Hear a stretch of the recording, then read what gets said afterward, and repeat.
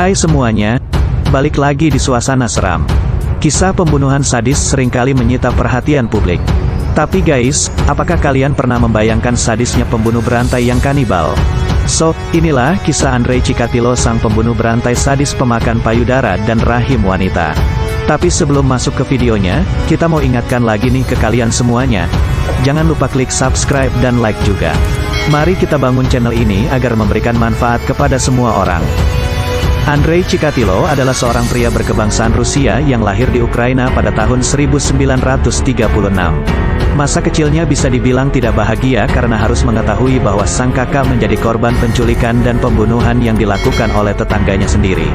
Saat memasuki masa sekolah, Andrei juga sering menjadi korban pembulian teman-temannya. Belum lagi saat sang ayah masuk penjara.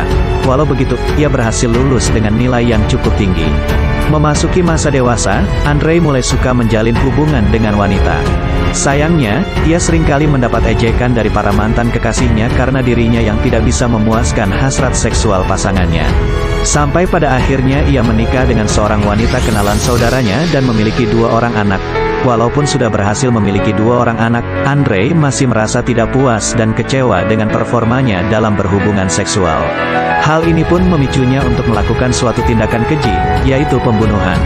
Korban pertama yang dibunuhnya adalah seorang anak perempuan berusia 9 tahun bernama Lena Zakotnova yang dibunuhnya di dalam hutan. Andrei juga menyiksa anak itu dengan sadis sebelum ia membunuhnya. Sejak itu, ia merasa sangat puas usai berhasil melakukan pembunuhan.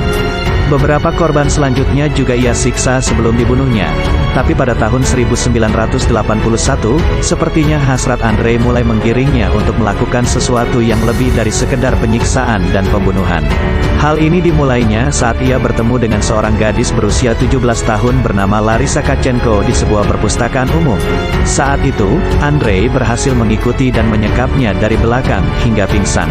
Ia lalu membawa gadis itu ke sebuah hutan dan memerkosanya dengan beringas. Setelah membunuhnya, seperti orang yang kesetanan, Andrei lalu memotong payudara gadis itu dan memakannya. Belum puas, ia kemudian membedah perut Larisa untuk mengambil dan memakan rahimnya. Sejak saat itu, Andrei menjadi ketagihan melakukan pembunuhan dan aksi kanibalisme sadis itu. Setidaknya 56 korban wanita rata-rata ditemukan dengan kondisi payudara yang sudah terpotong dan perut yang terbuka tanpa rahim.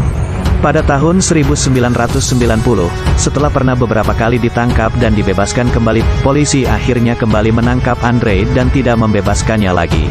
Ia dituduh atas 56 kasus pembunuhan yang kebanyakan korbannya adalah wanita. Kemudian pada tahun 1994, Andrei dihukum mati dengan cara ditembak di bagian kepala.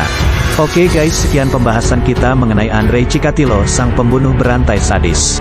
Jangan lupa dukung channel ini dengan cara like, comment, subscribe, dan aktifkan lonceng notifikasinya.